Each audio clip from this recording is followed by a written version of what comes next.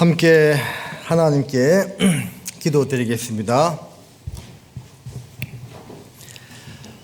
사랑과 자비가 풍성하신 하나님 아버지, 이 세상 많은 사람들 가운데에서 저희들을 불러주시고 우리 주 예수님의 크신 은혜와 사랑으로 구원하여 주신 은혜를 감사드립니다.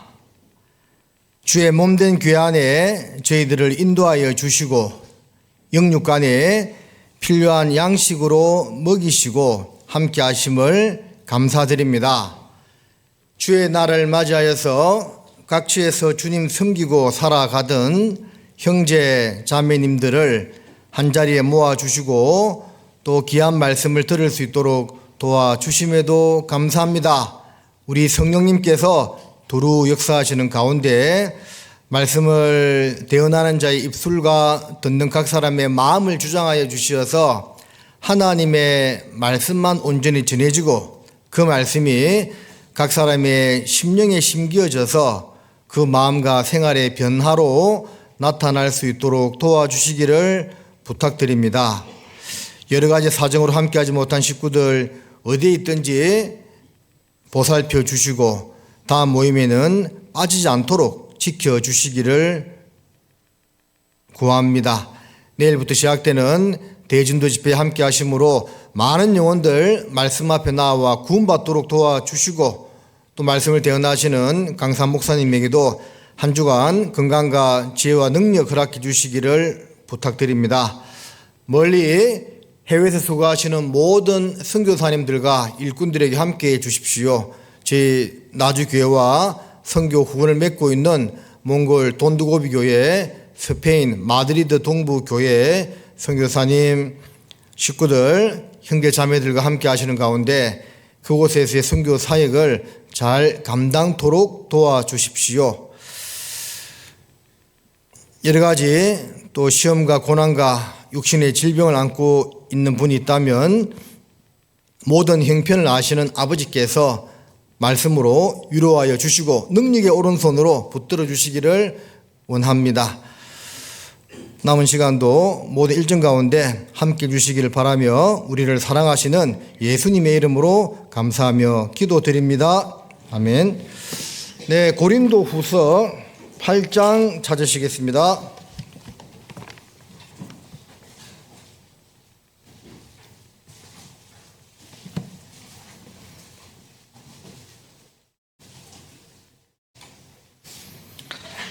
고린도 후서 8장 1절에서 15절까지입니다. 조금 길지만 제가 한 구절 읽고 여러분들 읽고 같이 교독하시겠습니다. 형제들아, 하나님께서 마게도냐 교회들에게 주신 은혜를 우리가 너희에게 알게 하노니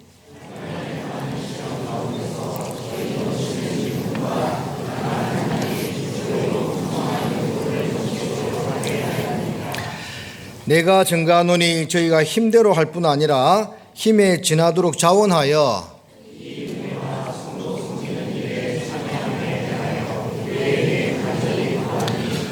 우리의 바라던 것뿐 아니라 저희가 먼저 자신을 주께 드리고 또 하나님의 뜻을 좇아 우리에게 주었도다.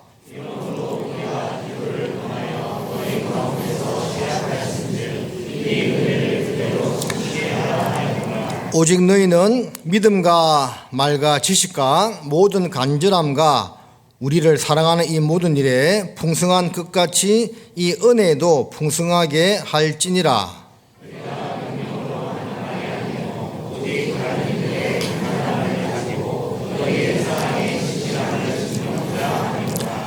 우리 주 예수 그리스도의 은혜를 너희가 알거니와 부요하신 자로서 너희를 위하여 가난하게 되심은 그의 가난함을 인하여 너희로 부요케 하려 하심이니라.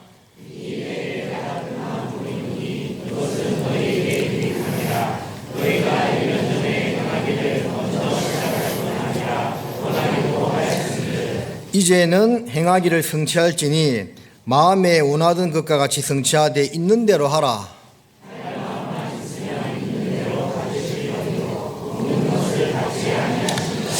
이는 다른 사람들은 평안하게 하고 너희는 공고하게 하려는 것이 아니요 평균케 하려 함이니.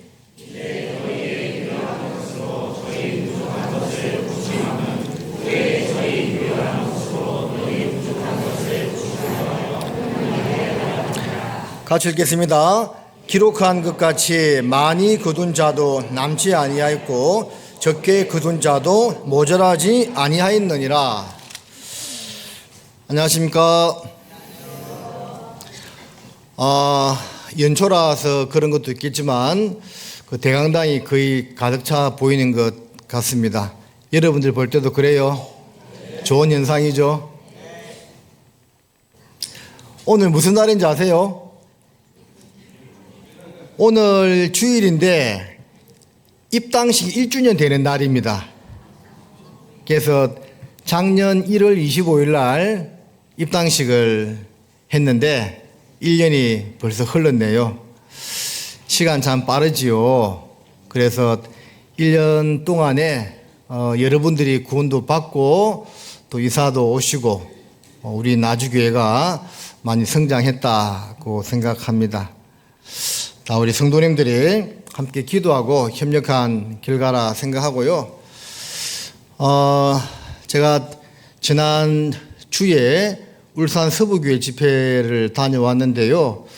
교회 규모는 우리 한 3분의 1 정도밖에 되지 않는데 가서 참 격동을 받았습니다. 어제도 이제 저희 교회를 다녀갔는데요. 3월 달부터 건축공사를 시작하는데 한 7, 80명 정도 성도가 모이는데 임원들 중심으로 30명이 14억의 작정을 했고 그중에 5분은 한 1억 이상씩 작정을 직접 했다 이렇게 들었습니다. 그래서 참 작은 교회이지만 식구들이 마음 모아서 뜨거운 마음으로 이 건축을 하게 된다고 생각하고요. 어제 교회당 가서 잘 둘러보고 또 갔는데 기도해 주시면 감사하겠습니다. 이 벤치마킹이라고 하죠. 우리가 뭐 꼭 남을 따라하기보다는 좋은 것은 좀 보고 뺏기고 참고할 필요도 있겠죠. 그래서 거기 가서 이제 집회를 다 마치고 나니까 강사와 함께 식구들이 이렇게 한 100여 명이 넘어가지 않으니까 단체 사진을 찍었는데 구호가 참 마음에 들었습니다. 우리가 이제 지금 구호 외치는 거 있죠? 지금 전하라 주님의 사랑을, 요거는 이제 주일날 하는 교회 구호고, 오늘 우리 전체 사진 찍을 때 동영상도 찍을 생각인데 이 구호를 한번 외쳤으면 좋겠다는 생각이 듭니다. 한번 구호 준비 한번 해보세요. 구호 준비. 자, 제가 한마디 하면 여러분들은 함께 하면 됩니다. 함께. 뭘 하면 된다고요? 함께. 제가 하면 여러분 함께. 3번 할 겁니다. 자, 구호 준비.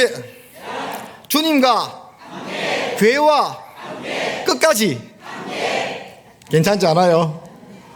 오늘 우리 사진 찍을 때 한번 했으면 좋겠습니다. 뭐 대전교회에서도 이거 좋다고 배워갔다 하더라고요. 그래서 뭐 좋은 것은 우리가 같이 해야 되니까 한번 사진 찍을 때 해보겠습니다. 내일부터 이제 올해 첫 대전도 집회가 있는데요. 이제 기도 부탁도 많이 올라왔는데 뚜껑을 열어봐야 알지만 많이 오실 거라 생각하고 지금 이제 앉아있는 이분들만큼 다 와가지고 말씀을 잘 듣고 결실하는 그런 시간이 되었으면 합니다.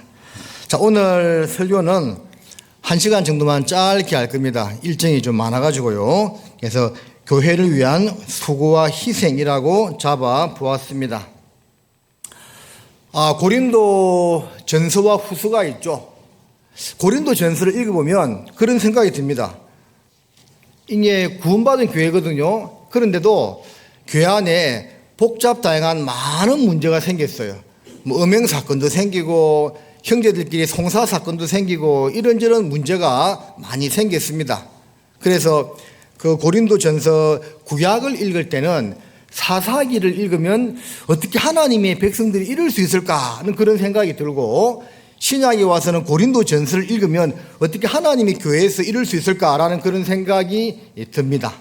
그런데 이제 사람이다 보니까 이런 문제, 저런 문제가 많이 발생했던 것 같습니다. 그러다가 이제 바울이 그 문제를 해결하기 위해서 고린도 전서를 기록했습니다.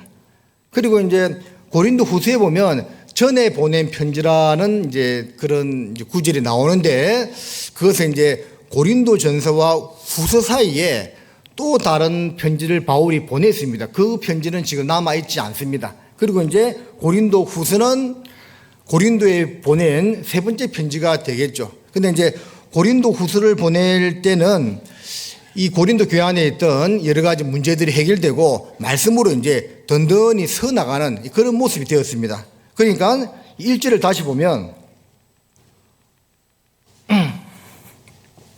형제들아, 하나님께서 마게도냐 교회들에게 주신 은혜를 우리가 너희에게 알게 하노니 환난의 많은 시련 가운데서 저희 넘치는 기쁨과 극한 가난이 저희로 풍성한 연보를 넘치도록 하게 하였느니라. 자, 마게도냐 교회 성도들의 모습을 이야기하면서 이 8장 9장을 쭉 읽어보면 고린도 교회도 여기에 참여하는 그런 모습으로 이제 나아가게 됩니다. 그 이유는 이 당시에 예루살렘 교회가요 너무 힘들었어요.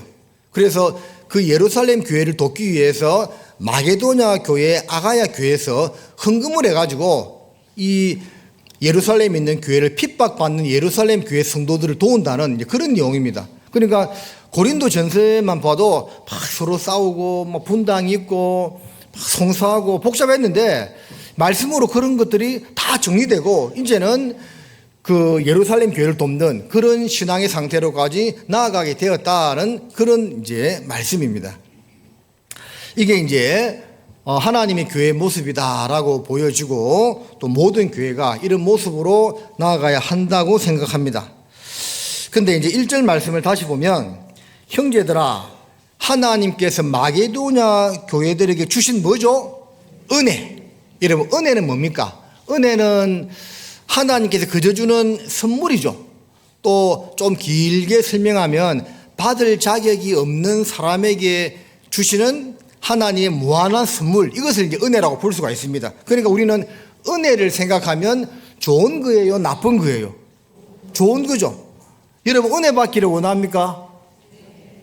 대답 안 하시는 분은 받기 싫은 분? 자, 은혜 받기를 다 원합니다. 그런데 이 성경 말씀을 쭉 읽어보면 이 은혜가요, 육신적으로는 다 좋은 것이 아니다는 것을 알 수도 있습니다. 그런데 가장 중요한 은혜는 구원의 은혜죠. 에베소서 2장 8절 9절에 너희가 그 은혜를 인하여 믿음으로 말미암아 구원을 얻었나니 이것이 너희에게서 난 것이 아니요 하나님의 선물이라. 행위에서 난 것이 아니니 이는 누구든지 자랑치 못하게 하려 함이니라 는 말씀처럼 가장 대표적인 은혜는 당연히 구원의 은혜라는 것을 알 수가 있습니다. 그 구원의 은혜가 정말 특별한 경우에는 개인적으로 임할 수도 있겠죠. 교회가 없다. 어떤 사람이 구원받기를 정말 원해요.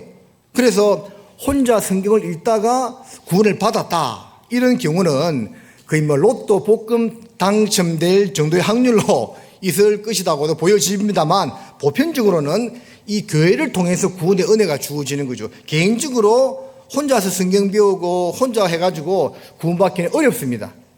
교회를 통해서 주님께서 구원의 은혜를 베풀어 주시고 그것을 개인적으로 받아들여서 구원받게 된 것입니다. 이로 인해서 우리는 천국에서 주님을 만날 소망, 영생복락을 누릴 그 소망을 가지고 살아간다 그 말입니다. 만약에 그것이 없었다면 우리는 이 세상 가운데서 가장 불쌍한 사람이다고 성경은 말씀하고 있어요. 자, 붙들어 놓으시고요. 고린도전서 15장을 잠깐 보십니다.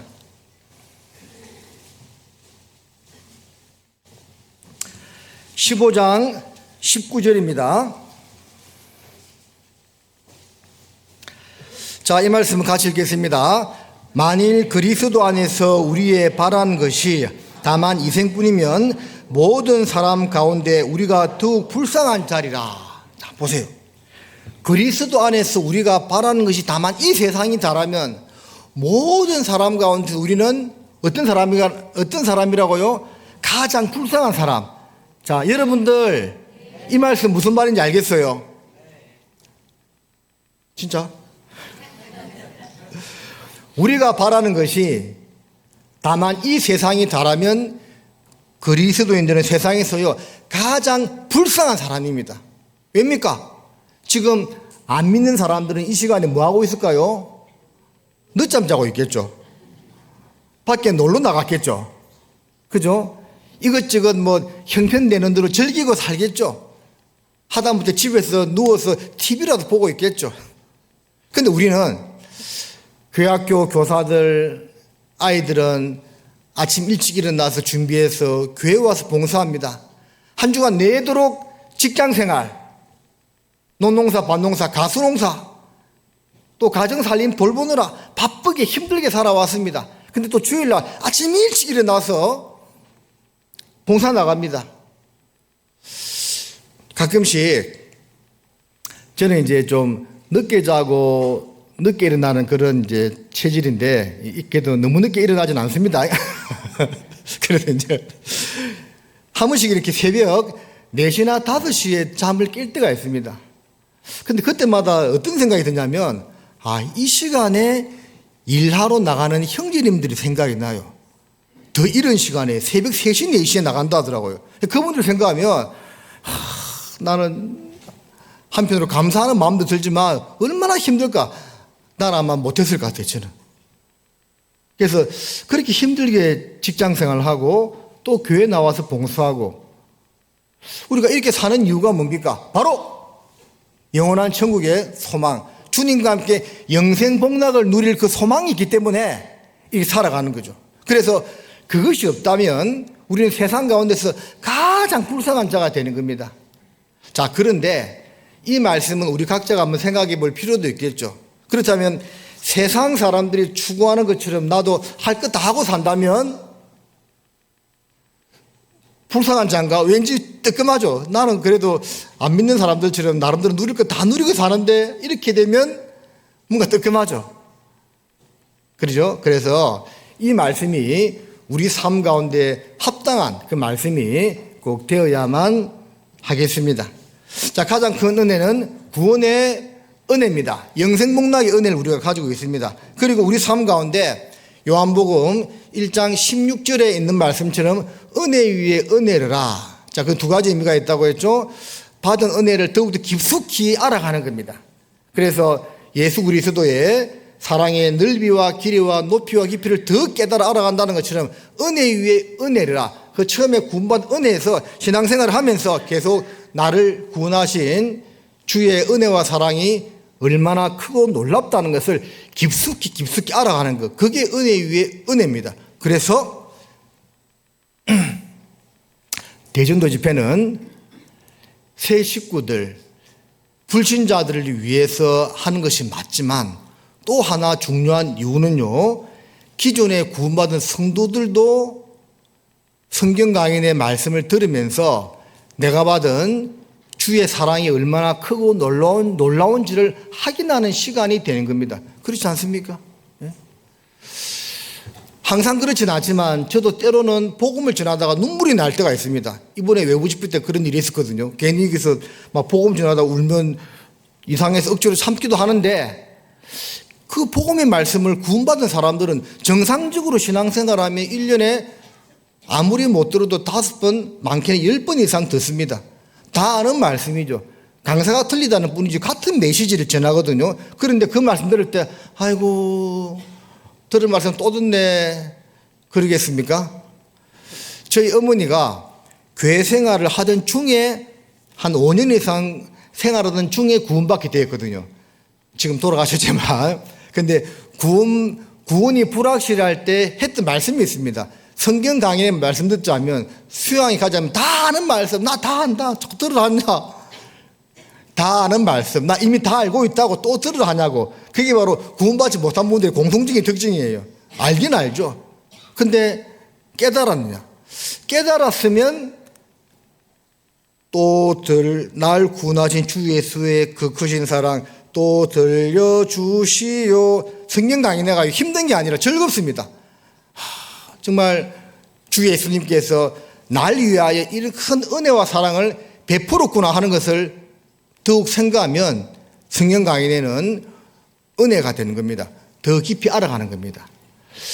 그런 은혜도 있고 또 은혜 위에 은혜란 말은 구원받은 은혜 외에 또 여러 가지 우리 삶 가운데 주어지는 축복이라 할 수가 있겠죠. 그래서 시편 31편 19절에 베푸신 은혜가 있고 쌓아두신 은혜가 있다라고 말씀을 하고 있습니다. 자, 그런 은혜의 종류를 말씀드리고 있습니다. 그런데 오늘 이제 본문에 이 말씀은 다시 가보겠습니다. 은혜를 알게 한다고 했는데 2절이죠. 넘치는 2절 중간에 넘치는 기쁨과 극한 가난이 저희로 풍성한 연보를 넘치도록 하게 하였느니라. 자, 앞에 보십니다. 두 가지죠. 이 상반되는 겁니다. 넘치는 기쁨과 극한 가난. 이게 어울립니까? 여러분, 넘치는 기쁨과 극한 가난이 어울리는 단어입니까? 어울리지 않는 단어입니까? 어울리지 않아요. 넘치는 기쁨과 풍성한 재물, 이름은 이제 어울리는데 넘치는 기쁨과 극한 가난, 이게 지금 안 맞는 말입니다. 근데 앞에는 그게 은혜라고 말씀하고 있습니다. 이게 무슨 뜻일까요?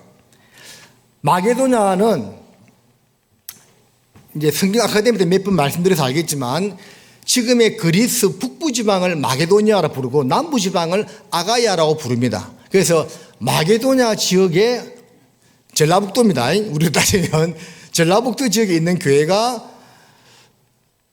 데살로니가 교회, 빌립보 교회, 이런 교회들이 아가야 지방에 있던 교회고, 마게도니아 지방에 있던 교회고, 남부 지방을 아가야라고 부릅니다. 우리로 따지면 전라남도. 그래서 아가야 지방에 있던 대표적인 교회가 바로 고린도 교회다, 그 말입니다. 그러니까 마게도니아 교회 성도들에게 하나님께서 주신 은혜가 뭐냐면 넘치는 기쁨과 극한 가난이다, 그 말입니다. 그게 하나님의 은혜입니다. 극한 가난, 그게 왜 하나님의 은혜지? 근데 분명히 주신 은혜를 우리가 너희에게 알게 하노니라고 말씀을 하고 있죠. 이게 하나님의 은혜다, 그 말입니다. 자, 이것도 잡아 놓으시고 골로새서 1장을 보십니다.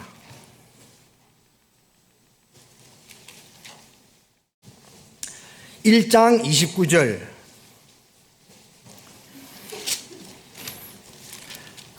죄송합니다. 빌립보스입니다. 골로새서가 아니고요. 빌립보스예요. 1장 29절 제가 읽어드리겠습니다. 그리스도를 위하여 너희에게 은혜를 주신 것은, 여기 은혜를 주었다고 되어 있죠. 다만 그를 믿을 뿐 아니라 또한 그를 위하여 뭐도요? 고난도 받게 하심이라. 은혜는 좋은 건데 고난을 받는 게 은혜네. 그렇죠. 그리스도를 위해서 받는 고난이 하나님께서 주신 또 다른 은혜다, 그 말입니다. 여러분, 우리가 구원받고 이 말씀을 경험하신 적 혹시 있으세요? 저도 항상 경험하진 않지만 어쩌다가 가끔씩 경험하기도 합니다. 처음에 전도인이 되고 뭐 잘 몰라서 시킨 대로 했으니까, 그러다가 이제 몽골 선교를 한 20년 전에, 진짜 딱 20년 전이네요. 8개월 동안 나갔습니다. 그때 제가 뭘 느끼냐면, 단기 선교로 왜 6개월 보내는지 이해가 됐습니다. 전 2달 때 연장되어서 있었는데 6개월 넘어가니까 좀 굉장히 힘들어짐을 느꼈습니다. 왜냐하면 통역 자매가 있어도 그 식구들 모였을 때 잠깐이고 그 외에는 나는 꿀먹은 벙어리요. 자기들끼리 무슨 말을 하는지 나는 알아들을 수가 없고, 또 집에 돌아오면 외톨이야, 혼자야. 처음에 한두 달간은 이것도 나름대로 이런 또 좋은 경험이다 생각이지만 이게 3개월, 4개월, 6개월을 넘어가니까 이게 좀 힘들다는 생각이 많이 들었습니다. 그때 이 말씀이 조금 은혜가 되었습니다.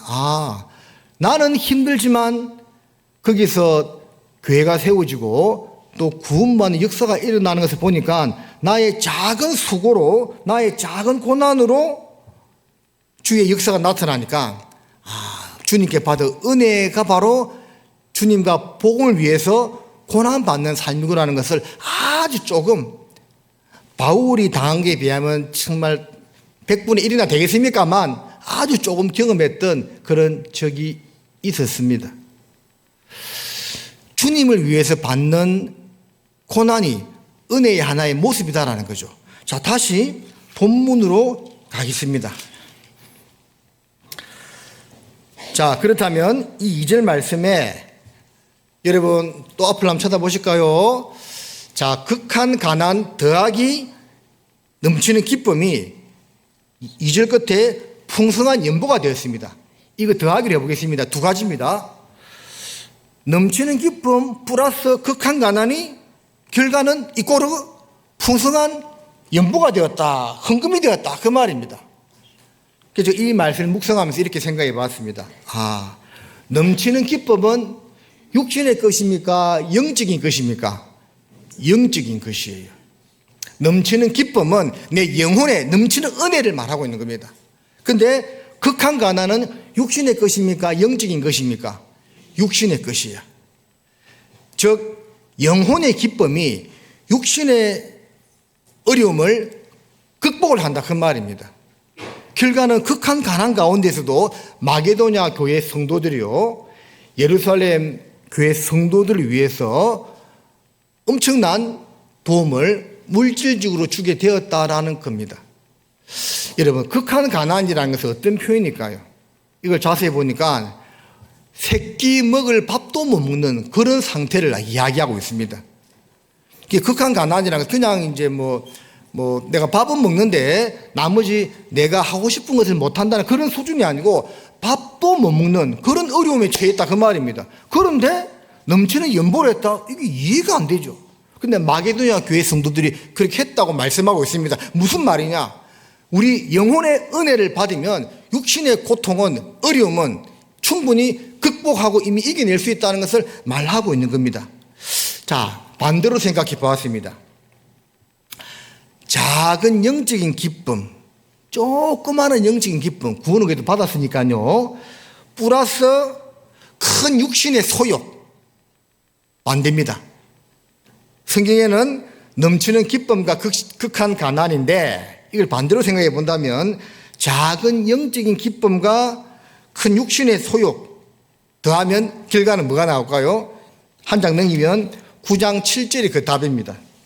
9장 7절에 각각 그 마음에 정한 대로 할 것이요 인색함으로나 억지로 하지 말지니 하나님은 즐겨내는 자를 사랑하시느니라.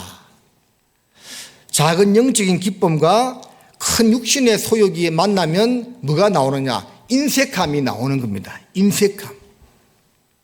그래서 하나님은 인색함으로나 억지로 하지 말지니 즐겨내는 자를 사랑하신다고 말씀을 하고 있습니다. 신약 성경을 보면서, 복음서를 보면서 가끔씩 유다를 생각합니다. 유다, 가룟 유다. 왜 예수님 팔았을까요? 유다는 예수님을 3년 반이나 따라다니면서 많은 은혜를 경험했죠. 죽은 자를 살리는 모습을 직접 눈앞에서 봤습니다. 물론 이제 해당장 야이로의 12살 된 딸은 수제자 3명을 데리고 왔지만 나사로가 살아날 때는 직접 봤죠. 오병이어의 기적도 직접 봤습니다. 많은 중풍병자, 각색병등자, 문둥병자를 고치는 것을 직접 눈으로 다 경험한 사람입니다. 그럼에도 불구하고 은 30에 예수님을 팔아버렸어요. 저는 처음에 보면서 이해가 안 됐습니다. 어쩜 그럴 수가 있을까? 직접 죽은 사람을 살리고 많은 병자를 고치는 모습을 보면서 그 은 30 뭐라고? 주님을 팔아버렸습니다. 왜 그랬을까? 한번 곰곰이 생각해 봤습니다. 그럴 수도 있습니다. 물질에 매이면, 육신이, 정욕이 마음을 사로잡으면 이미 이성적 판단을 할 수 없는 상태가 된다라는 겁니다. 넘치는 기쁨과 극한 가난의 모습이 우리 삶 가운데 어느 정도는 실천되어야만 되겠지요. 몽골 이야기했으니까 제가 있었던 경험담 하나만 더 이야기하겠습니다. 몇 달 지나서 어느 지역에 또 전도하러 갔다가 그 교회가 세워졌어요. 몇 달 또 지내서 식구들이 불어났습니다. 한날은 한 젊은 자매님이 찾아왔어요. 제 기억으로는 저를 찾아왔을 때가 구원받은 지 3개월 정도 지났을 때였습니다. 이름도 기억나요. 봉투를 하나 들고 왔더라고요. 이게 뭐냐고 물으니까 자기가 몽골 선교를 위해서 오래전부터 돈을 모아왔는데 이걸 드리고 싶다는 겁니다. 이제 구원받은 지가 3년 됐는데 그럼 어떻게 모았느냐 물어보니까 몽골에 기독교가 처음 들어올 때부터 자기는 믿게 되었답니다. 구원은 뒤에 받았지만 그때 구원받지 못했지만 몽골 분들 보니까 너무 불쌍한 겁니다. 평생 양치고 소치고 힘들게 살다가 죽어서 지옥 가는 몽골인들 보니까 불쌍한 마음이 들더라는 거예요. 그래서 매달 자기 월급에서 일부를 모아왔답니다. 10년 동안. 그 돈이 한국 돈으로 150만 원이 되었습니다. 그때 몽골 직장인들 평균 월급이요 20만 원이었어요. 그러면 6개월 월급 이상 되는 돈이죠. 그것을 가지고 온 겁니다. 왜요? 몽골에 이뤄진 영혼을 건지는데 써달라고 가지고 온 거예요. 제가 몽골 분들 사정을 너무 잘 알기 때문에 2번 거절했습니다. 됐다고. 아직 남편도 구원받지 못했지 않느냐. 그냥 자매님 쓰라고. 안 해. 마음만 받겠다고. 근데 2번 연속 찾아왔더라고요. 3번째 또 왔어요. 거절할 수가 없었습니다. 그래서 받았습니다. 감사합니다 하고 자매님 뜻이 정 그렇다면 이 돈을 몽골 선교 위해서 귀하게 쓰겠다고 받고 교회 헌금해서 집행한 그런 기억이 납니다. 쉽지 않은 일이죠. 이제 구원받은 지가 3개월 된 자매가 6개월 월급 이상 되는 돈을 모아서 선교 위해 써달라고 하는 건 쉽지 않은 일입니다. 그게 이 말씀 그대로입니다. 넘치는 기쁨이 있기 때문에 극한 가난이 있지만 주님께 받은 넘치는 기쁨이 있기 때문에 그 일을 행할 수가 있었던 겁니다. 자, 밑에 5절을 보겠습니다. 우리의 바라던 것뿐 아니라 저희가 먼저 자신을 주께 드리고 또 하나님의 뜻을 조차 우리에게 주었도다. 자, 이게 오늘 시간이 없어가지고 15절을 일일이 다 볼 수가 없어서 포인트 9절 몇 가지만 생각해 보겠습니다. 먼저 자신을 주님께 드리고, 이렇게 할 수 있는 이유는 뭐냐? 마게도냐 교회 성도들, 이어서는 아가야 교회, 고린도 교회 성도들이 이렇게 할 수 있는 이유가 뭐냐? 먼저 자신을 주님께 드렸다는 거죠. 그 전에 주님이 먼저 자신을 우리한테 드리셨죠. 에베소서 5장을 보십니다.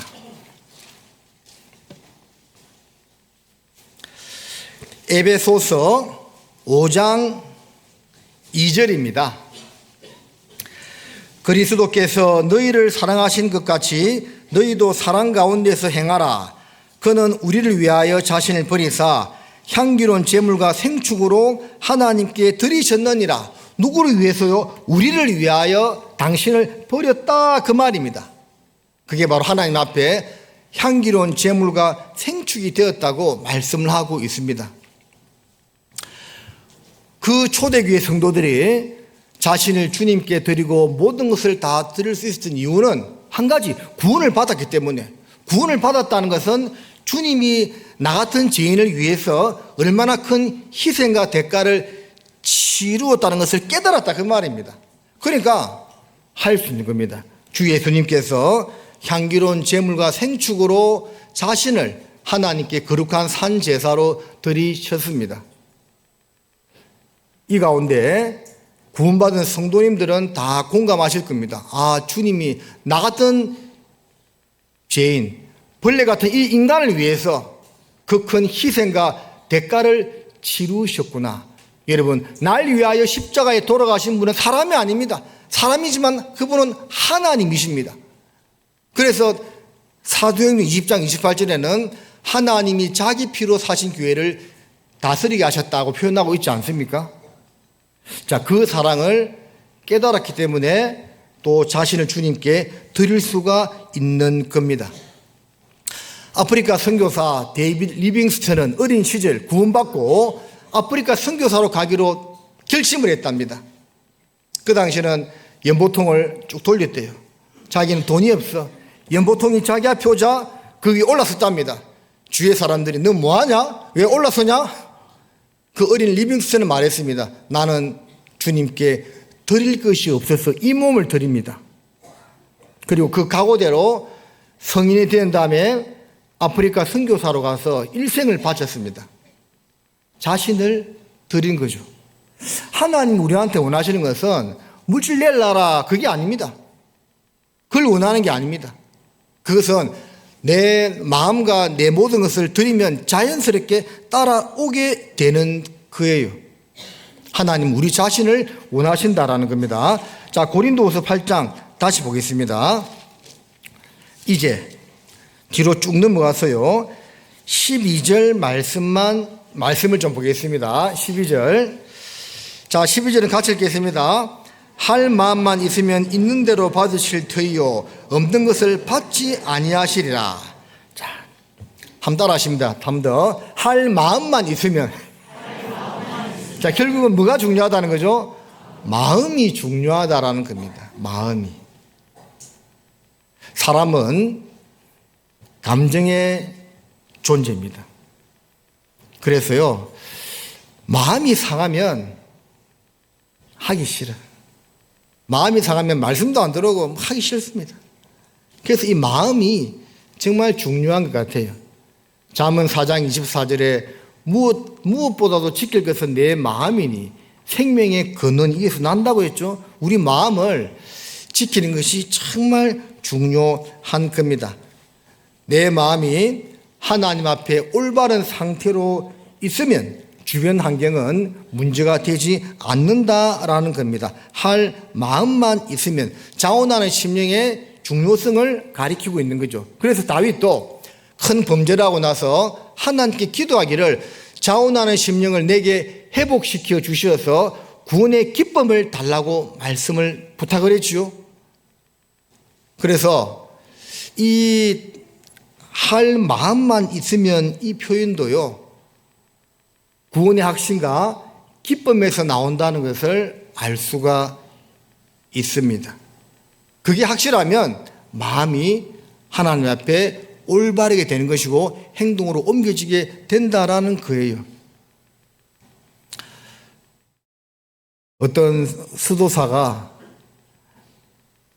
어떤 젊은이가 수도사가 되기로 다 마음을 먹었답니다. 수도원장을 찾아갔어요. 자기 신앙 간증을 했습니다. 아, 그래. 젊은이 참 의의가 좋구만. 그럼 내가 마지막으로 질문 하나 하겠네. 만약 청년에게 금화 100냥이 있다면 주님께 드릴 수 있겠느냐 물었습니다. 아이고, 저한테 금화 100냥이 있다면 주님께 드리고 말고요. 두 번째 질문. 은화 100개가 있다면 교회 헌금할 수 있겠느냐? 예, 하고 말고요. 제가 은화 100개만 있다면 마땅히 교회 헌금하겠습니다. 마지막 세 번째 질문. 동전 100개가 있다면 너 복음 전하는데 쓸 수 있겠냐니까 이 청년이 표정이 굳어지면서 절대 못하겠다는 겁니다. 그게 수도원장이 이해가 안 돼요. 동전 100개는 은하 한 냥이거든요. 금화 100냥도 주님께 드리고 은하 100냥도 교회 헌금하겠다는 사람이 동전 100개를 복음 전하는데 못 쓰겠다는 겁니다. 이해가 안 돼서 왜 그러냐니까 이 청년은 제가 가진 전 재산이 동전 100개입니다. 무슨 말인지 알겠죠? 없는 것은 얼마든지 드리겠다고 말은 할 수 있습니다. 막상 있는 것은 못 주겠다는 거예요. 너는 불합격이다 하고 돌려보냈습니다. 자, 12절 말씀 다시 보면 할 마음만 있으면 있는 대로 받으실 터이요 없는 것을 받지 아니하시리라. 자, 있는 것을 받으시는 하나님이십니다. 따라하십니다. 있는 것을 받으시는 하나님. 하나님은 없는 것을 달라고 하시는 분이 아닙니다. 자, 역대상 29장을 보십니다.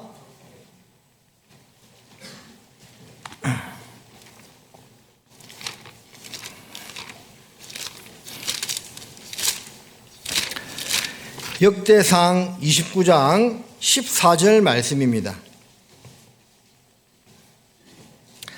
나와 나의 백성이 무시간데 이처럼 즐거운 마음으로 들을 힘이 있었나이까. 모든 것이 주께로 말미암아 싸우니 우리가 주의 손에서 받은 것으로 주께 드렸을 뿐이니이다. 자, 이런 다윗의 고백이죠. 다윗은 성전 건축하기를 누구보다 간절히 소원했습니다. 그러나 하나님 말씀하시기를 너는 피를 많이 흘렸기 때문에 너를 위하여서는 하지 않고 내 아들 솔로몬이 성전을 건축할 거라고 했습니다. 그래서 다윗은 자기 때에 하나님의 성전을 건축하고 싶었지만 하나님이 허락지 않으니까 포기하고 자기 아들 때로 물렸습니다. 그런데 그 아들이 성전 건축할 수 있도록 준비를 다 해놨습니다. 그리고 이런 고백을 한 겁니다. 모든 것이 주께로 말미암았기 때문에 우리가 주의 손에서 받은 것으로 주님께 드렸을 뿐이니다 했죠. 지금 무슨 말입니까? 내 것이면 아까운데 주님 것이기 때문에 아깝지 않다라는 겁니다. 자, 여러분 출애굽기 12장을 잠깐 더 보시겠습니다. 자, 출애굽기 12장 35절입니다. 이스라엘 자손이 모세의 말대로 하여 애굽 사람에게 은금 패물과 의복을 구하매 여호와께서 애굽 사람으로 백성에게 은혜를 입히게 하사 그들의 구하는 대로 주게 하심으로 그들이 애굽 사람의 물품을 취하였더라. 자, 400년간 종살이하던 이스라엘 백성들이 출애굽을 하는데 그들의 마음은 어찌했을까요? 바로가 우리를 낳아준다 했다가 또 말 번복하고 이러니까 불안했겠죠. 또 이제 무슨 또 말하면서 꼬투리 잡으면서 안 놔줄지 모른다. 그런 마음이 들지 않았겠습니까? 그래서 아마 이스라엘 백성들의 마음은 얼른 애굽을 벗어나고 싶었을 겁니다. 근데 하나님이요 이렇게 이야기합니다. 야, 너희들 그냥 나가지 말고 너희 필요한 것을 애굽 사람들한테 구하라. 그렇게 이제 하니까 아이고 하나님 지금 내 코가 석자인데 지금 얼른 도망가야 되는데 은근 괴물까지 구하라고요? 하나님 구하라고 했습니다. 구했습니다. 그러니까 하나님께서 애굽 사람으로 은혜를 입게 하사 그들의 구하는 대로 물품을 다 주었다 됐습니다. 신기하죠? 예? 하나님은 구하라고 말씀하셨고 이스라엘 백성들은 애굽 사람들한테 물품을 구했는데 금, 은, 동 각종 기금속 필요한 것들을 다 주는 겁니다. 하나님 그렇게 그들의 마음을 움직이신 거죠. 그리고 이것이요 뒤로 출애굽기 35장으로 넘어가 보겠습니다. 출애굽기 35장 21절입니다. 출애굽기 35장 21절 무릇 마음이 감동된 자와 무릇 자원하는 자가 와서 성막을 짓기 위하여 그 속에서 쓸 모든 것을 위하여 거룩한 옷을 위하여 예물을 가져 여호와께 드렸으니 곧 마음에 원하는 남녀가 와서 가선핀과 귀고리와 가락지와 목걸이와 여러 가지 금품을 가져왔으며 사람마다 여호와께 금예물을 드렸으며 그래서 이제 성막을 건축하는데 이스라엘 백성들이요 그 성막을 건축하는 데 필요한 것을 막 드리는 겁니다. 그 메노라 금초대, 메노라 금초대는 금 한 달란트거든요. 한 달란트는 금 34kg입니다. 우리 시대에 따지면 엄청난 그 되겠죠? 그게 그 금이 어디서 나왔겠습니까? 여기서 나온 겁니다. 여기서. 그리고 29절에 마음에 원하는 이스라엘 자손의 남녀마다 여호와께서 모세의 손을 빙자하여 명하신 모든 것을 만들기 위하여 물품을 가져다가 여호와께 즐거이 드림이 이러하였더라. 자, 금방 읽은 말씀의 공통점이 뭐죠? 다 마음에 자원하면서 즐거운 마음으로 드렸다라는 겁니다. 근데 보세요. 지금 이제 성막을 만들기 위해서 드렸던 이 금은 폐물이 어디서 온 겁니까? 예? 금방 읽어놓고 또 모른 체 하시네. 애굽 사람들한테 다 받은 거죠. 자기들 것이 아니고 애굽 사람들한테 받은 것을 그대로 드리는 겁니다. 그렇죠? 받은 것을 거저 받았으니 거저 주어라 드리는 겁니다. 맞죠? 자, 출애굽기 36장을 또 보십니다. 5절에 모세가 고하여 가로되 백성이 너무 많이 가져오므로 여호와의 명하신 일을 쓰기에 남음이 있나이다. 모세가 명을 내리매 그들이 진중에 공포하여 가로되 무릇 남녀하고 성소에 드릴 예물을 다시 만들지 말라 하매 백성이 가져오기를 정죄하니 있는 재료가 모든 일을 하기에 넉넉하여 남음이 있었더라. 그러니까 이 백성들이요 막 즐거이 가져오니까 이제 그만 가져오너라 해서 수업에 그만 소독을 시켰다 그 말입니다. 이 얼마나 아름다운 모습입니까? 예? 제가 사회생활을 할 때 참 아름다운 모습 중에 하나가 있잖아요. 밥 먹고 나서 서로 계산 먼저 알고 뛰어가는 모습, 아름다운 모습입니다. 제일 불편한 모습이 누가 밥값 낼까 미직미직하고 이 얼마나 어색하고 불편한 모습입니까? 그러죠? 너무 많이 가져와서 그만 가져오라고 이야기를 한 겁니다. 나중에 이제 에스라가 제2성전을 건축할 때도 마음이 감동된 자가 70년 포로 생활을 마치고 예루살렘으로 돌아오는데 그때도 그 페르시아 사람들한테 막 은금 배물을 받아서 왔다 되어 있습니다. 그걸 가지고 와서 또 제2성전 건축하는 데 썼던 겁니다. 신기하죠. 그러니까 이게 보면 하나님이 주었고 주신 그것을 그냥 드린 것 뿐이에요.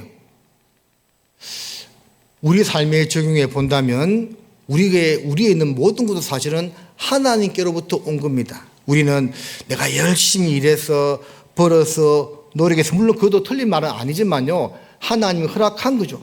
하나님이 다 주신 거라고 볼 수가 있는 겁니다. 그것을 과거에 이스라엘 백성들이 성막 건축을 위해서 성전 건축을 위해서 즐거운 마음으로 기꺼이 드렸듯이 우리도 그런 마음이 되어야 하겠습니다. 어쩌면 이것은 하나의 기회일 수도 있습니다. 마태복음 26장으로 가십니다.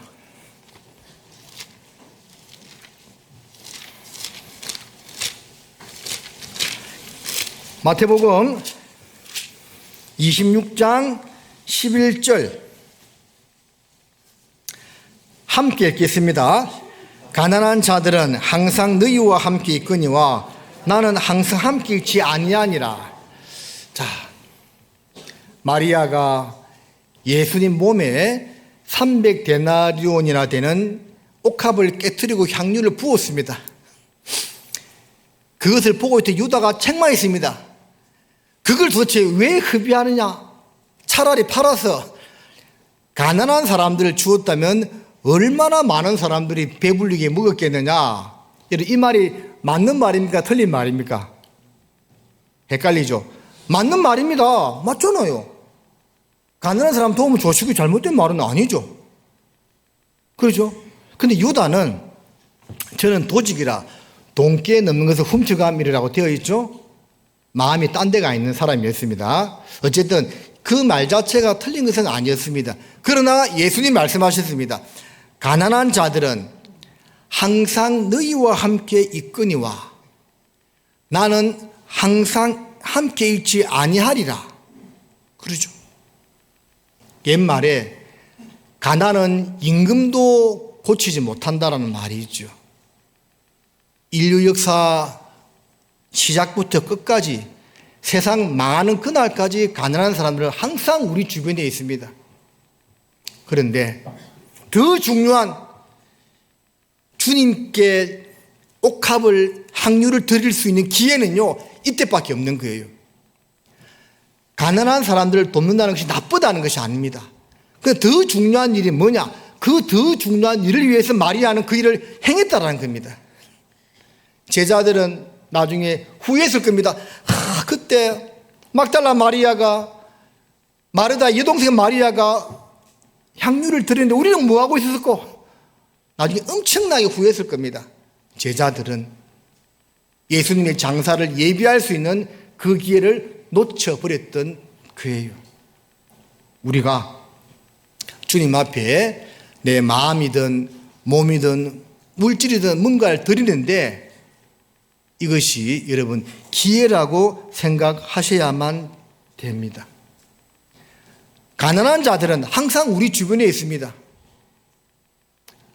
불우이웃 돕기는 항상 할 수 있습니다. 그러나 주님을 위해서, 교회를 위해서, 복음을 위해서 드릴 수 있는 기회는요 항상 있지 않습니다. 머지않아 끝이 나게 됩니다. 제 어린 시절을 추억해 보면 바보 같은 말이지만 제가 초등학교 저학년 때는 로버트 태권보이, 마루치 아루치 이런 만화를 되게 좋아했습니다. 고학년이 되면서는 그때 정말 그 또래, 제 나이 또래 남자분들은 알겠지만 미래소년 코난이라는 엄청난 만화 영화가 있었습니다. 정말 좋아했어요. 그래서 미래소년 코난 할 때가 되면 그거 기다리는 게 낙이었어요. 근데 한 날은 제가 밖에서 논다고 그걸 못 봤어요. 그 다음날 잠을 자고 아침 6시에 눈이 떠졌는데 그 전날 미래소년 코난 못 본 게 원통하더라니까요. 내가 그걸 왜 못 봤을까? 그 당시에 재방송이 없었어요. 그 볼 수 있는 기회를 놓친 것이 원통하다는 생각이 들더라니. 그 당시에 구원받고 나서 대학 시절에 기말고사 기간에 공부가 밀려가지고 새벽 5시까지 공부하고 2시간만 자고 일어나서 교회까지 했는데 눈 뜨니까 오후 2시예요. 내가 그날 교회 못 간 게 얼마나 원통인지 모릅니다. 오늘 교회 가가지고 우리 분반 아이들 봐야 되는데, 말씀드려야 되는데, 형제들하고 또 재밌게 교제하고 다녀야 되는데 또 한 주를 기다려야 되는구나. 내 자신이 얼마나 책망했는지 모릅니다. 기회가 왔을 때 그 기회를 잡지 아니하면 두고두고 후회하는 겁니다. 학예수양에 참석할 수 있는 기회가 올해 마지막일지 모릅니다. 대전도 집회 때 전도할 수 있는 기회가 이번에 마지막일지 모릅니다. 건축 작정에 참여할 수 있는 기회가 마지막일지 모릅니다. 수양의 치킨 봉사에 참여할 수 있는 기회가 마지막일지 모릅니다.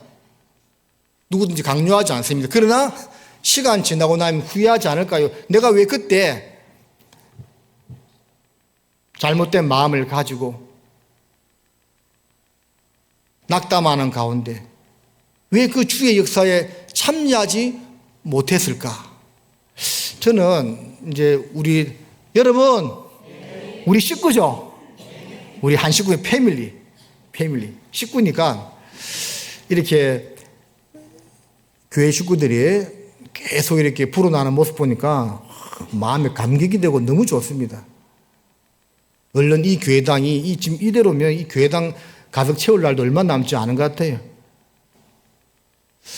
기쁩니다. 이 역사에 즐겁고 올바르고 좋은 마음으로 참석을 해야 되는 겁니다. 제가 이제 마지막으로 우리 교회 사정을 좀 말씀드리겠습니다. 1년 입당한 지가 됐습니다. 이제 우리 교회 총 공사비가요, 땅값 포함해서요 62억 몇천인데 그 63억 공사를 했습니다. 땅값 포함해서. 근데 이제 제가 왔을 때 앞에 목사님께서 약 100여 명의 성도들과 희생해가지고 10억 원이라는 현금을 마련해 놓았어요.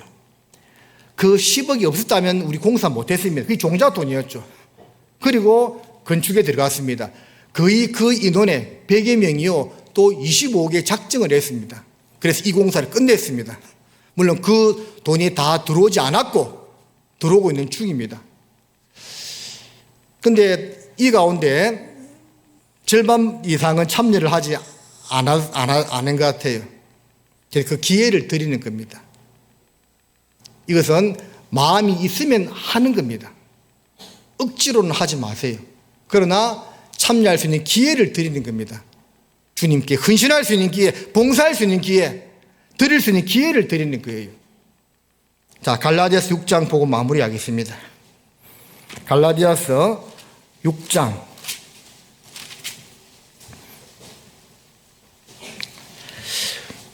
2절 말씀 함께 읽겠습니다. 너희가 짐을 서로 지라 그리하여 그리스도의 법을 성취하라. 그래서 각각 짐을 지고 가야 할 짐도 있지만 서로 나누어져야 될 짐이 있습니다. 주님은 손해보는 분이 아닙니다. 참여하든 안 하든 그 역사를 끝내십니다. 그러나 우리가 기쁜 마음으로 이 짐을 나누어 준다면 그로 말미암아 그리스도의 법이 성취될 것으로 믿습니다. 그래서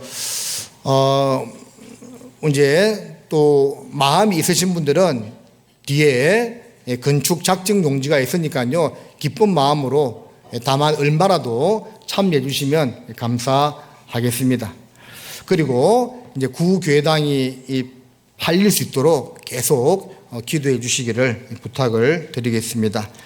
주님과 교회를 위한 작은 수고와 희생에 우리가 적극 참여할 수 있어야만 되겠습니다. 자, 봐요. 예수님은 말씀만 하면 다 되는 분이잖아요. 하나님이기 때문에. 근데 왜 굳이 그 어린아이가 들었던 물고기 2마리와 보리떡 5개로 5,000명을 먹였을까요? 그 5병이 없으면 주님이 5,000명 못 먹입니까? 아니에요. 말씀 한마디면 진수성찬이 차려진다니까요. 하지만 주님은 그렇게 하지 않았습니다. 작은 아이가 드렸던 그 보잘것없는 작은 희생을 통해서 큰 역사를 이루셨습니다. 이스라엘 백성들이 금, 은, 폐물 안 가지고 오면 성막 건축, 성전 건축 못합니까? 말씀 한마디면 성전 생기버립니다. 그렇게 하지 않습니다. 하나님의 자녀들의 작은 수고와 희생을 모아서 주의 역사를 이루어 나가신다는 것을 우리가 기억했으면 합니다. 기도하시겠습니다. 하나님 아버지, 오늘 말씀 가운데 함께 주셔서 감사합니다. 아무도 이 말씀에 걸림이 되지 않기를 부탁드리옵고, 주님께서 주신 사랑을 또 실천할 수 있는 마음으로 기꺼이 참여할 수 있도록 도와주십시오. 오늘 오후에 모대도 함께 해주시고 또 내일부터 시작되는 성경 강연에 함께 해주시기를 부탁드립니다. 구교회당 부지가 좋은 가격에 빨리 매매될 수 있도록 아버지께서 도와주십시오. 남은 시간도 함께 해주십시오. 예수님의 이름으로 감사하며 기도드립니다. 아멘.